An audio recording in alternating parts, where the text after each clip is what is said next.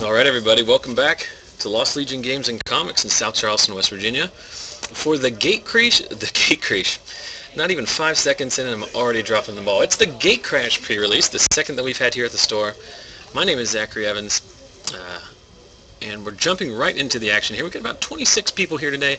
We have not closed the sign-ups necessarily, so that number will go up a little bit. 58 yesterday. The Saturday event always has a lot more people, but we'll just get right into it. On the left side, you're going to see Jordan Pectyo. He is building his Dimir pool. And then on the right is Yen-shyang building Boros. Let's take a brief second here as they're making some announcements out there. So I've asked these guys to try and spread out their rares and mythics to the top so we can at least see the big hitters, so to speak. But you will have to bear with me as I'm not 100% on all of these cards. I did play yesterday, and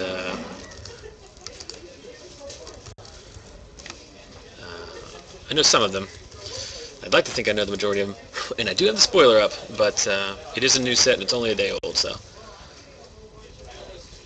so this should be interesting. So we see the Legionnaire there, Gyre Sage from Jordan, obviously off color. Yen has played in, this is his third pre-release, and I think he is 2-0 in pre-releases. He's played Boros both times. He opened 2 Firemane Angels and an Aurelia in yesterday's pre-release at another store. So he has a Sky Knight Legionnaire, one of the best uncommons for the Boros deck.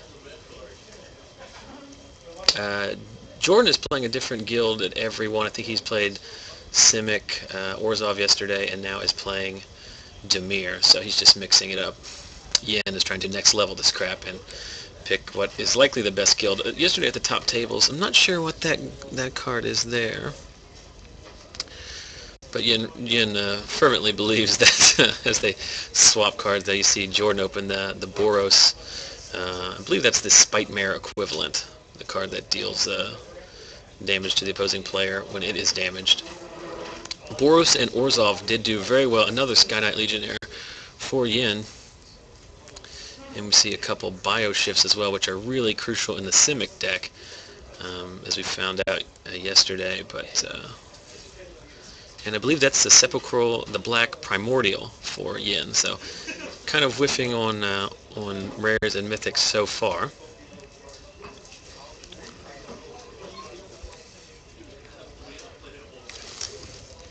I can hear Yen outside lamenting the fact that he has 3 unplayable rares.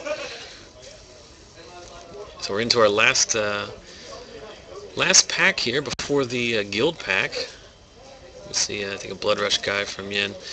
The Naya deck seems to be very good if you can combine the aggressive start out of Boros with the Blood Rush backup. But again, you're kind of at the mercy of what cards you open.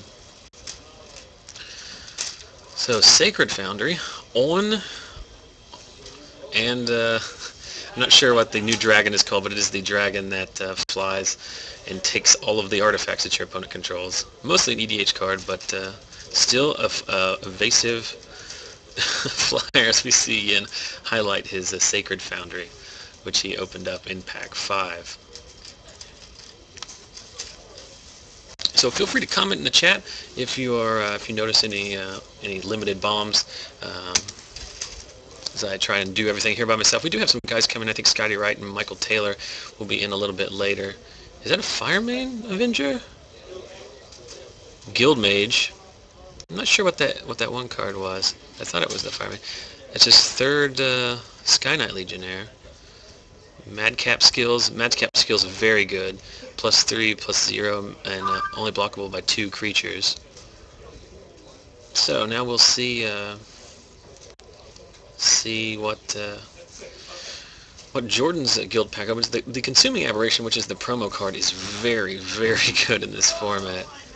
Mind Grind also very good in a 40 card sealed pool. That is pretty much the best mill card. It's debatably legacy playable. I know people are trying to combo with that, basically playing a no land deck and filling up your entire graveyard, but so now will be an interesting point where we see which direction these guys go. The interesting thing about these guild-based pre-releases is that you have to basically decide, am I going to force my guild and build a 6-pack pool, or am I going to go plan B and build off of 5 packs basically? But you're at the mercy of what you open, but it looks like Yen is going to attempt at least to build his Boros deck, and then Jordan's still sorting out.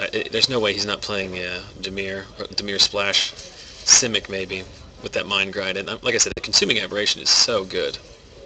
Very tough to deal with. Gets out of control very quickly. Yesterday, my opponent at one point had a 15-15 Consuming Aberration, which seems pretty good. I'm not sure what that card is that Jordan has 5 of. And I got a couple things I'm trying to sort out here on the back end technically. I believe that may be the card that turns a land into a 3/3. You can play 5. Jordan asking if he can play 5 of a card. You can. In Limited, you can play as many copies as you have access to.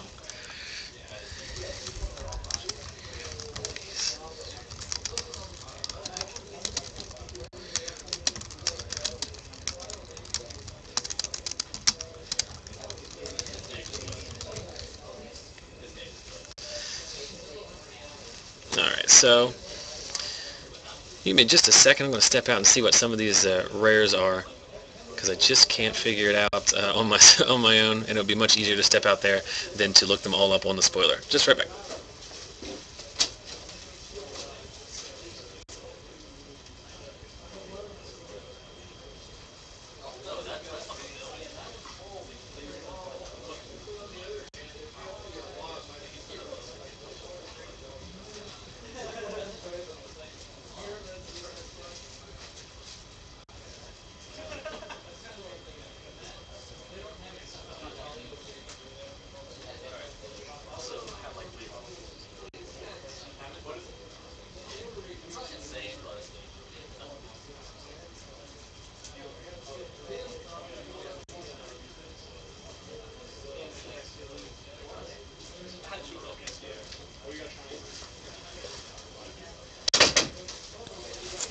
Alright, so let's get confirmation. The card that Jordan has 5 copies of is much better than the card I thought it was. That is in fact the card that mills 3 and ciphers. And you'll have to forgive me here. It's going to be tough to have the card viewer up because these are new cards, but I will do my best. Like I said, he does have Mind Grind, which is an X spell where you mill for X lands. Paranoid Delusions is the name of the card that Jordan has 5 of, and it mills the top 3 cards. Jordan has a very, very strong pool. He has 5 mill 3s that cipher. He has the Mind Grind and the Consuming Aberration. So his Dimir pool really doing him some favors. On Yen's side, you do see the on-color Sacred Foundry. He is going Boros. In fact, you also see a Pectyo Prism for fixing. A couple of the one-drop Goblins. He has a Madcap skills. He has Bomber, I think it's called Bomber Core, which is a battalion trigger that will do 1 damage. You see Jordan highlighting the basically the looter, the Dimir. Draw a card and exile a card.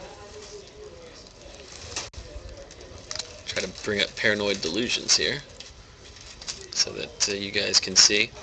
But obviously in a 40-card format, mill very strong. You see, Paranoid Delusions does take advantage of the Dimir keyword Cipher, so if you can find a couple unblockable creatures like the rogues that Dimir does have, this card can get out of control pretty quick. Again, pairing with his Bomb Mind Grind, you can Mind Grind for 5 or 6 and put a considerable number of creatures into, or a considerable number of cards into their graveyard. Let's bring up the other card I was talking about, Bomber Core. Whoops. There you go. It's a 2-drop, but the battalion trigger, pretty relevant. You can pick off things, and again, if you have multiple Bomber Cores, and Yen has 4, I believe, they stack pretty well, and can take out 2 toughness creatures as well.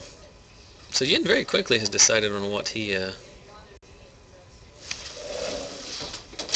have to hold it lower. Oh! Did you open those, Megan? Good grief. So, I don't know if you saw that, but that was Megan Berger. She opened apparently a foil Watery Grave and a foil Aurelia's Fury in the same pack. I don't know how that's possible. She might mean the same. She might mean the same guild pack, but that'll pay for your pre-release there.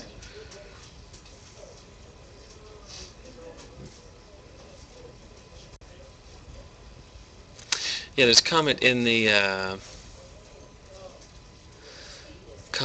chat about the mill card. Yeah, I think the mill card is not, it's not one you're going to be playing one of. But when you do have a critical mass of 5 like that, it's like the Tome Scour deck in like M11 or M12 Limited, whichever one that was, or the Mind Sculpt deck in M13. You know, you're not going to play one Mind Sculpt, but if you have 5 of them, the deck becomes very good. If any of you watch the World Magic Cup, in the sealed portion of that, or the team sealed portion of that, uh, Brian Kibler for the American team actually had the 5 Mind Sculpt deck, which won him his match against the Brazilians. So it is very much a powerhouse in multiples, not necessarily by itself. So we'll see how it works out for Jordan. We'll make sure we get both these guys on camera.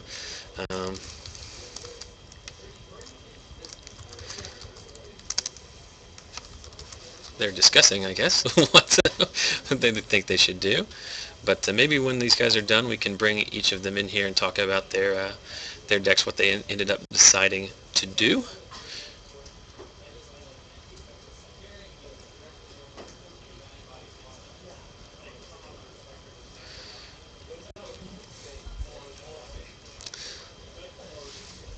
So there's a question in the chat, or if you see any cards in the chat that you think are particularly good, make sure you point them out, and I will look them up as well. One comment about the card Gift of Orzhova, which is a hybrid card, so Yin could play that theoretically if he wants to. Let's take a look at it. His enchant creature, it has flying and lifelink. Yeah, this is very good. I mean, in formats, usually the idea is that creature enchantments are kind of a liability, but the removal in this format is not very good. And the ability to give lifelink and evasion pretty strong, especially in these decks that are trying to race. If you have not yet played against the Extort deck, it is very frustrating in the sense that I think yesterday I did 25 damage to one player and still lost the game because they just gained so much incrementally. So you're looking to get 4 Bomber Cores, a Madcap Skills. Down at the bottom you see Firemane Avenger, which is the Lightning Helix Battalion Trigger, Flying Angel. 3 Sky Knight Legionnaires, 3 gold cards that I cannot make out. But we'll try to get these guys in here and talk about it. Yin has some of the low drops. I believe he has a Massive Raid, which is a removal spell doing damage to a creature equal to the number of creatures you control, which is obviously very good in this type of deck where you have critical mass of little guys. Then let's look over on Jordan's side. He does have the 5 mill cards and the Mind Grind.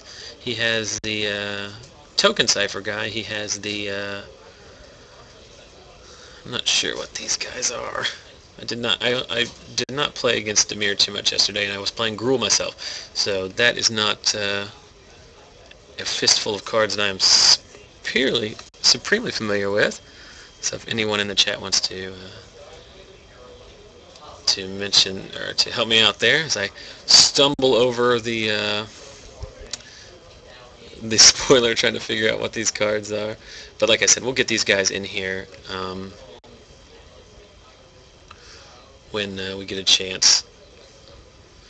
So we see, I'm not sure if any of this is aetherized or not. That is a pretty big bomb here. I'm trying to see what that card with the yellow is on it. Voidwalk, exile target creature, return to the battlefield under its control at the beginning of the next end step. It's a cipher card. It's basically a blink mechanism. We also see... Oh, this is a hot mess. We see a Keymaster Rogue, which is another unblockable. So the thematics here with the Dimir deck is that you are casting some unblockable creatures and jamming your Cypher cards on them. I did lose pretty dramatically yesterday to a Dimir deck that just, because of the lack of removal in my own deck, there's an equivalent Bump in the Night card that ciphers, and then also the best cipher card, which I believe is called Hands of Binding, which taps down a creature every time that the creature that it ciphers to deals damage. I'm not sure if Jordan has that in his deck, but that one is very good.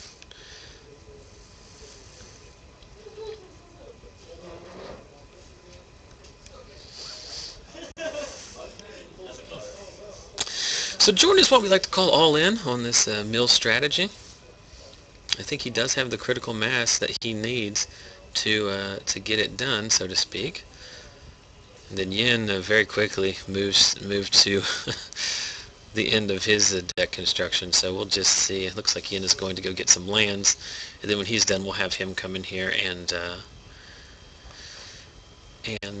talk about the cards in his deck so we can get a little bit more familiar with some of these. I believe Jordan is trying to get Yen to get his lands for him. So while these guys are doing that, I do want to take a quick second here, like we always do, to thank the fine folks here at Lost Legion Games and Comics in South Charleston, West Virginia, who let us hijack their F&M every week, but have also let me come in here early today to set up.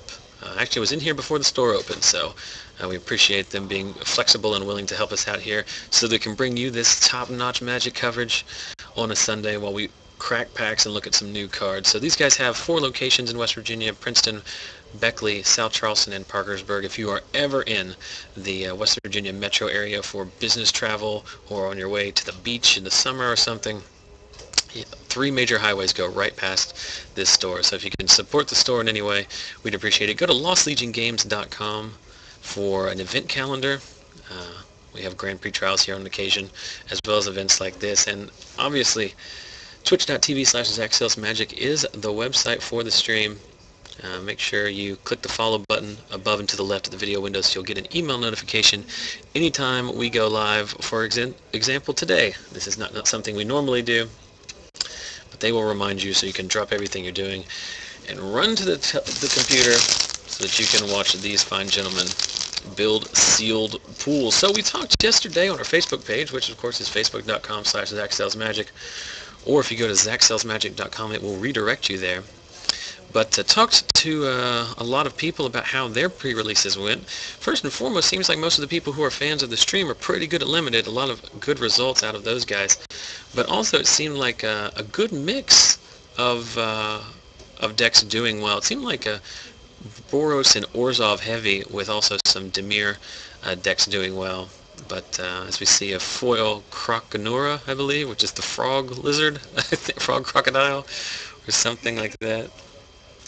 The question in the chat, the 4X red card that Yen has is a Bomber Corps, which is the 1/2 battalion trigger that does 1 damage to something.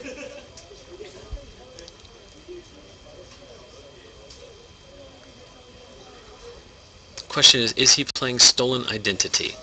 Well, the question I have is, what is Stolen Identity? So I will go look that up now.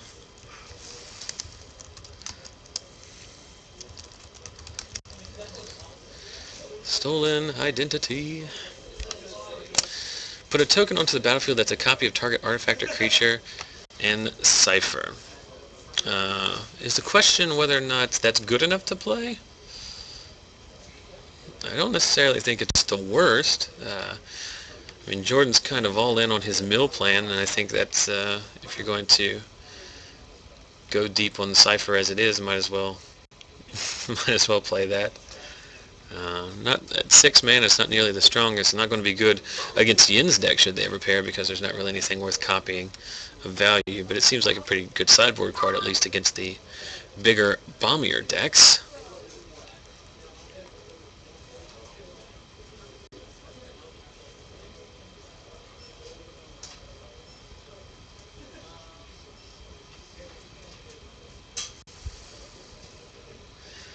Oh, does Yen have a copy of Blind Obedience?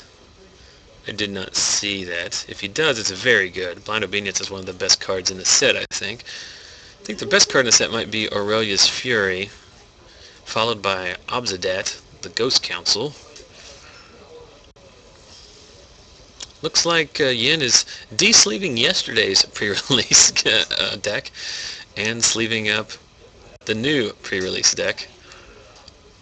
So like I said, once these guys are done here, we'll have them pound in and go over their decks. We do still have a significant amount of time before things are done. These guys are some of the more experienced players. As you saw, Yin was pretty much done building his deck immediately. So as he rips through a busted sleeve like a madman.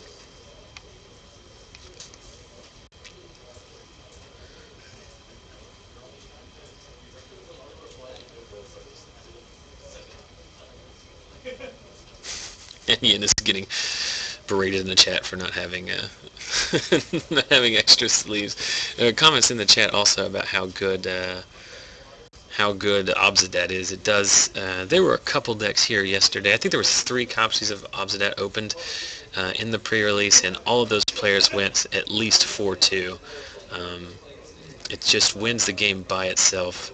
I was also very impressed at the Extort deck and how good the Extort deck was with not ever having to attack. I lost 1 round to the previously mentioned round where I think I did 25 damage and still lost the game.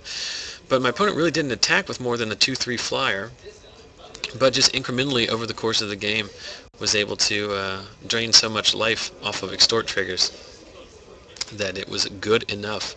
So general comments, I'd be interested to see general comments of in the chat how everybody thought the set looks, not necessarily about how well you did yesterday, but how fun it was as a limited environment, how you think it will shape up as a draft environment. Remember, for those of you just joining us for the first time, we do a F&M stream every Friday night. That is our primary mode of broadcast, and this week it will be non-stop booster draft. So we will be celebrating the Gatecrash launch party, so no standard event. We will do some booster drafts. We will watch one player make their selections, and then we will watch the 3 rounds of that pod. So should be interesting. We've only been able to do that once before because we've only had one other release party, and we primarily play standard at this shop. But I know people like seeing the limited videos, both live and on YouTube, so we'll make sure that we get that. We're apparently getting some considerable glare there. I'm hoping it's just the angle at which Jordan has those cards laid, or it's just the sleeves that he has. Yeah, it looks like it won't be that bad, hopefully. But I'll try to work on that as the day goes along.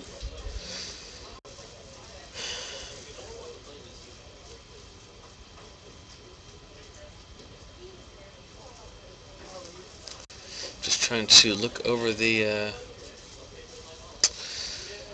look at the comments online. I do want to state that we have had over the last F&M, we had some considerable issues with choppiness in the stream. We could never really pin down exactly what it was. In fact, in trying to fix it, I crashed the stream pretty hard during the middle of it and lost half our viewers, so that was great. But it looks like our signal is very strong today.